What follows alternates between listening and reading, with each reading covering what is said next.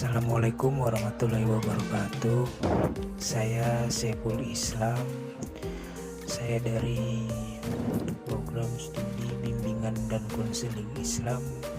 Di sini saya mengikuti KKN daring dan saya ingin menjelaskan materi saya yang mengenai pencegahan dan pemberantasan COVID secara mandiri.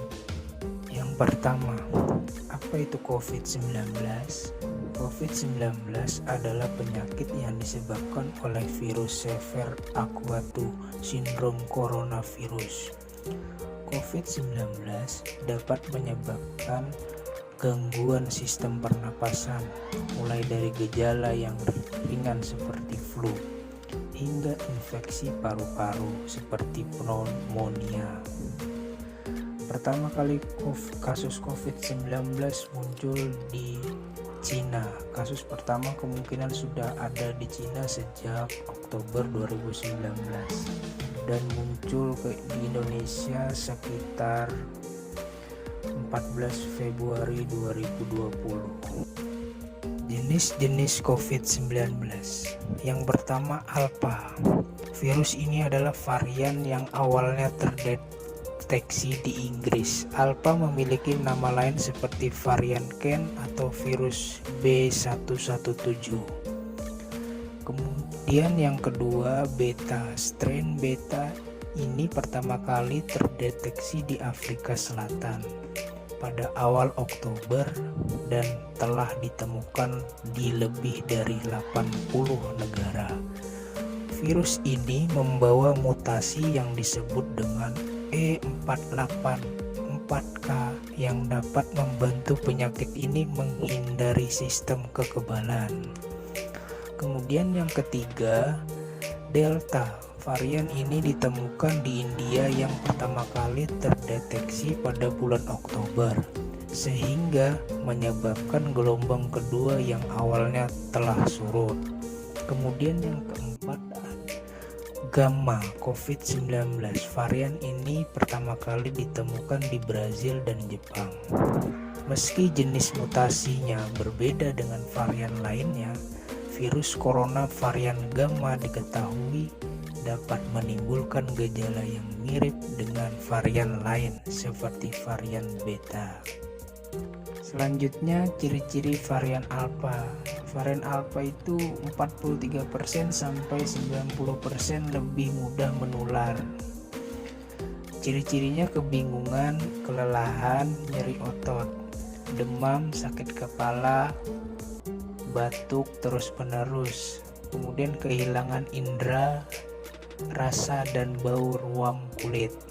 Ciri-ciri varian Delta 30% sampai 100% lebih menular. Ciri-cirinya itu demam, sakit kepala, dan batuk, pilek, sakit tenggorokan. Dan selanjutnya, lawan COVID-19 dengan 5M.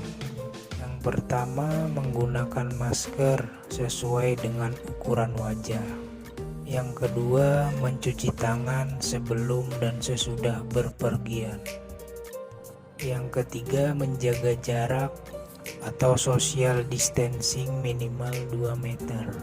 Kemudian yang keempat, mengurangi mobilitas seperti berjabat tangan, mengurangi berkumpul di tempat keramaian. Kemudian yang kelima, menjauhi kerumunan.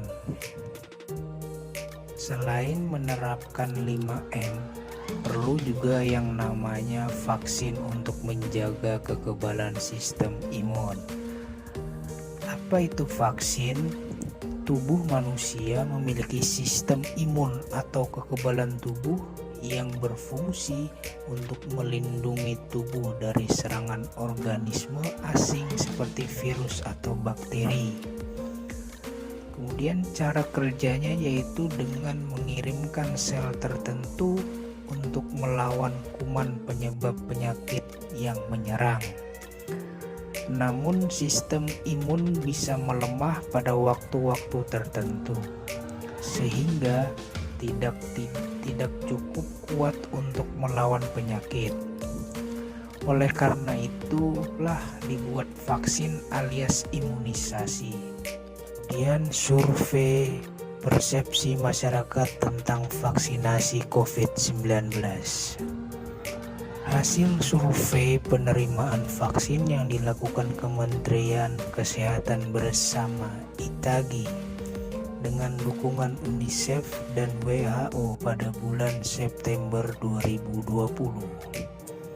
Status penerimaan COVID-19, 7,6% menolak semua vaksin, 27,6% menerima secara pasif.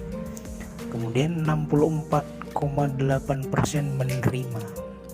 Hasil survei juga menunjukkan bahwa mereka yang memiliki informasi tentang vaksinasi COVID-19 cenderung lebih menerima vaksinasi COVID-19. Hal ini menunjukkan pentingnya untuk memastikan seluruh masyarakat mendapatkan akses terhadap informasi yang akurat tentang penanganan COVID-19, termasuk tentang vaksinasi COVID-19. Kemudian selanjutnya, mengapa vaksinasi COVID-19 diperlukan? Nah, di sini vaksinasi COVID-19 bertujuan untuk yang pertama mengurangi transmisi atau penularan COVID-19. Yang kedua, menurunkan angka kesakitan dan kematian akibat COVID-19. Yang ketiga, mencapai kekebalan kelompok di masyarakat atau herd immunity. Yang keempat, melindungi masyarakat dari COVID-19 agar tetap produktif secara sosial dan ekonomi.